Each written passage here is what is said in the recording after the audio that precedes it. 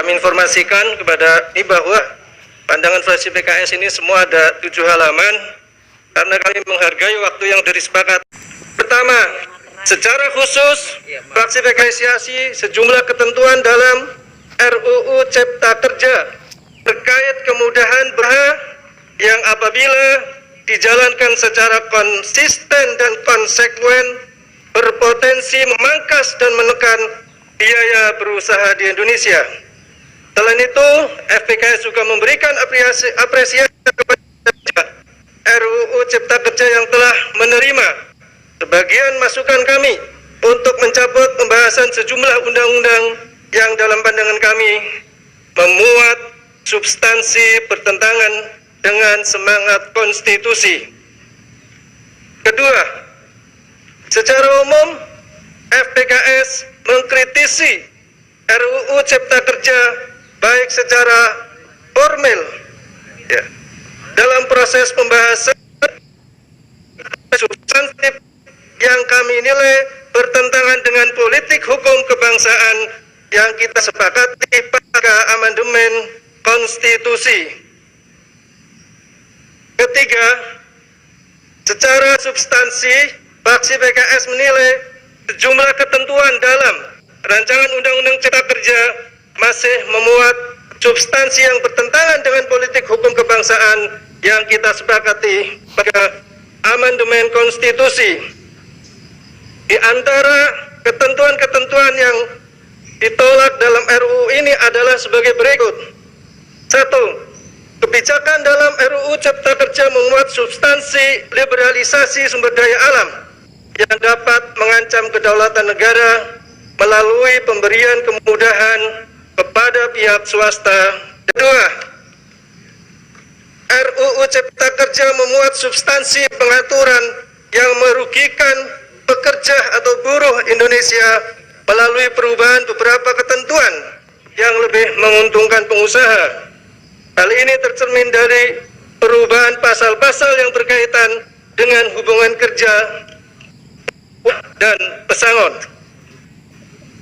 Ketiga, RUU Cipta Kerja memuat pengaturan yang berpotensi menimbulkan kerusakan terhadap kelestarian lingkungan hidup. Yang keempat, RUU Cipta Kerja berpotensi membuka ruang untuk liberalisasi pendidikan.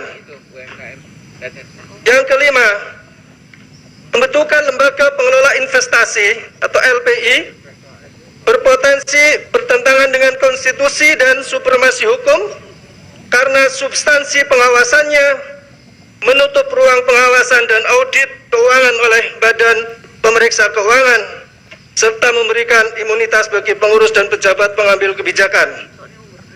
Ketentuan tersebut juga bertentangan dengan prinsip equality before the law sebagaimana diamanatkan oleh konstitusi.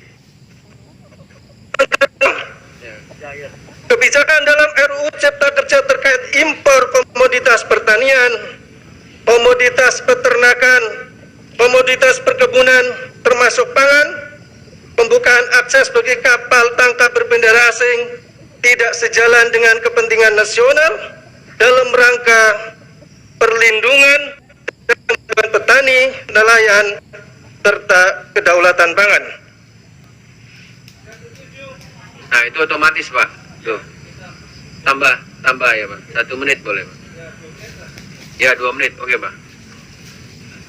Substansi RUU Cipta Kerja berorientasi kepada fasilitasi pelaku usaha besar dan penanam modal asing daripada pemberian dukungan dan konsep kebijakan yang komprehensif bagi pengembangan dan pemberdayaan UMKM dan koperasi.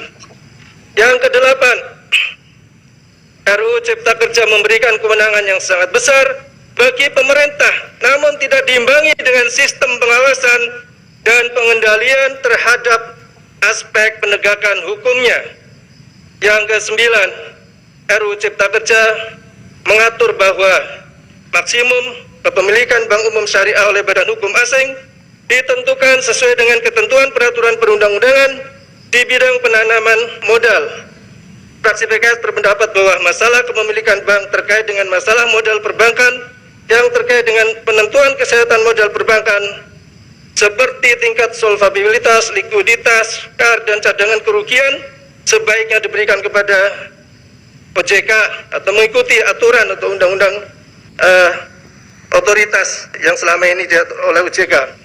Pimpinan dan anggota DPR RI serta hadirin yang kami muliakan, fraksi PKS telah banyak menerima masukan dan sikap penolakan dari seluruh lapisan masyarakat, baik dari organisasi masyarakat, MUI, NU, Muhammadiyah, Kongres Umat Islam, dan berbagai pakar, dan aspirasi dari serikat pekerja, konstituen.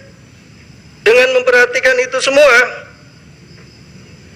maka fraksi PKS menyatakan menolak rancangan undang-undang tentang Cipta Kerja untuk ditetapkan sebagai undang-undang. Demikian pendapat akhir fraksi. Iya Pak.